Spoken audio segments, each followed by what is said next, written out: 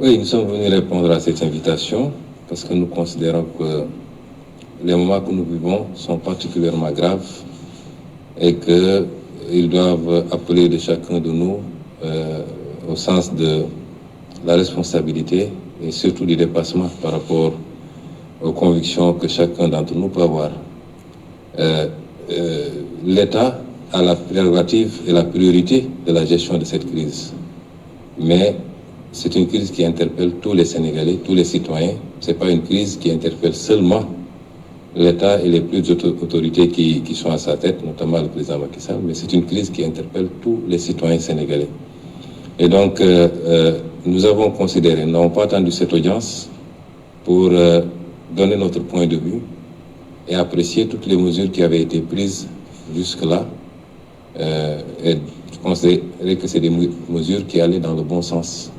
C'était les mesures qu'il fallait prendre. Alors, notre seule présence ici suffit à démontrer que l'heure est grave, je crois. Et c'est pourquoi nous continuerons à lancer un appel aux Sénégalais à rester vigilants et concentrés et surtout à suivre strictement les consignes qui ont été données. Strictement parce que c'est des consignes qui sont données pour leur bien.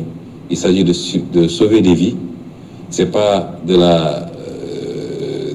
c'est pas un jeu. Aujourd'hui, c'est des milliers de morts qu'on voit un peu partout. Et ça n'épargne ni Premier ministre, ni président, ni chauffeur de taxi. Tout le monde est exposé à cette maladie. Donc, il est important que tous les Sénégalais le comprennent. Au-delà, nous avons écouté. Nous étions venus avec beaucoup de questions. Parce que jusqu'à présent, on était dans des mesures d'ordre sanitaire. Hier, on nous a annoncé, parce qu'on est à la phase de l'annonce, un certain nombre de mesures d'ordre budgétaire avec un impact économique et social recherché. Évidemment, on est dans une autre phase de gestion de cette crise. Il était bon que sur pas mal de questions, avant d'avoir à prendre une position, nous puissions interpeller, puisque le plan n'est pas encore présenté aux Sénégalais, c'est les annonces simplement. Et je crois que le président Macky Sall a répondu à toutes les questions que nous avions soulevées. Nous en avons pris bonne note et nous allons pouvoir fonder notre avis à partir de ces réponses, en attendant que les ministres chargés de l'application de ces décisions nous produisent les plans détaillés. Pour le moment, j'ai dit qu'on est à l'état de l'annonce. Nous avions des questions que nous avions posées. La première, c'était la nature de l'état d'urgence. Est-ce qu'elle est générale ou est-ce qu'elle est d'ordre strictement sanitaire? Nous avons demandé au président de la République s'il envisageait d'aller au-delà en invoquant les dispositions de l'article 77 de la Constitution, parce que ça nous interpelle.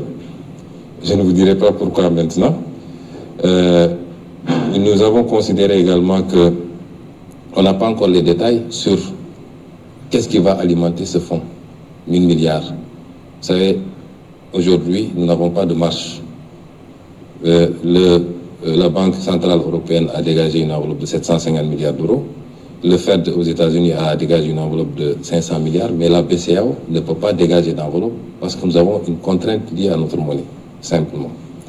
Après, qu'est-ce qui reste? C'est de recourir au budget et reconnaître tous qu'il va falloir qu'on creuse le déficit. Il faut recourir au FMI, droit de tirage spéciaux. Peut-être on a 150 milliards à tirer là-bas, peut-être la Banque mondiale.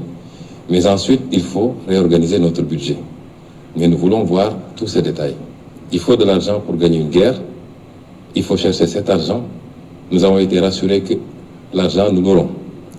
Après, où va cet argent? C'est aussi important. Il ne faut pas que cet argent soit dépensé simplement à acheter des 4x4 pour des soi-disant structures qui vont lutter contre le virus, ou bien que dans l'allocation de cet argent-là, ça profite à quelques lobbies et que ça n'aille pas vraiment à la gestion de la crise. Ça, c'est extrêmement important. Et c'est un plan détaillé qui nous permettra de voir. Déjà, j'ai dit carrément au président que je ne suis pas d'accord avec les mesures fiscales du moins. Les mesures d'annulation de dette fiscale, surtout quand c'est fait de manière généralisée, ne sont jamais de bonnes mesures. Vous ne pouvez pas mettre dans le même panier ceux qui ont carrément commis des crimes fiscaux, notamment collecter de la TVA et ne pas la reverser, ou collecter de l'impôt sur les salaires et ne pas reverser, avec ceux qui peut-être ont commis des erreurs de bonne foi, c'est des questions d'interprétation, etc., etc. Mais nous avons considéré qu'il est plus pertinent de demander simplement un moratoire, de repousser le paiement de ces dettes fiscaux, puisque nous-mêmes, d'après ce qui m'a été dit, nous avons demandé aux bailleurs de nous octroyer un délai pour le paiement de notre dette, plutôt que de procéder à l'annulation d'une dette, pour que ça aille simplement dans des poches et non pas dans la lutte réellement contre la pandémie ou la relance de l'économie. Ça, c'est les problématiques que nous avons posées. Nous avons considéré que les 50 milliards alloués aux mesures sociales nous semblent assez peu. Notamment, si vous avez une enveloppe de 1000 milliards, vous connaissez la situation du pays. Je crois qu'il faut envisager mettre un peu plus. Nous n'avons pas entendu de mesures pour les salariés, par exemple, également.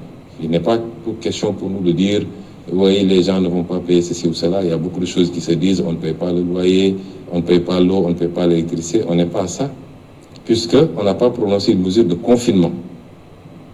Les gens peuvent continuer plus ou moins à vaquer à leur occupation, mais il faut envisager des mesures pour accompagner ces pans, parce que beaucoup de gens dépendent de ces salariés.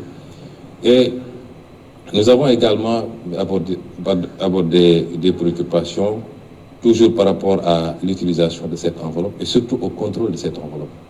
D'où la pertinence de la question sur le recours à l'article 77 de la Constitution.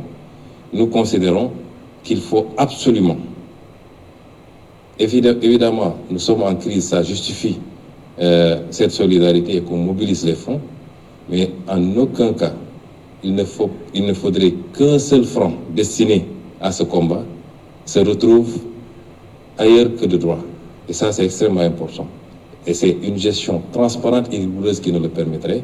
Nous ne voudrons pas que la crise serve à justifier un certain nombre de comportements et que l'argent qui a été mobilisé et qui sera dans tous les cas payé par les Sénégalais. Il faudra un effort national, un sacrifice pour que cet argent-là soit payé par les Sénégalais. Il ne faut pas que cet argent-là se retrouve ailleurs que dans la lutte contre le virus, mais également dans la relance de l'économie qui sera impactée par cela et surtout dans les mesures d'appui sociaux.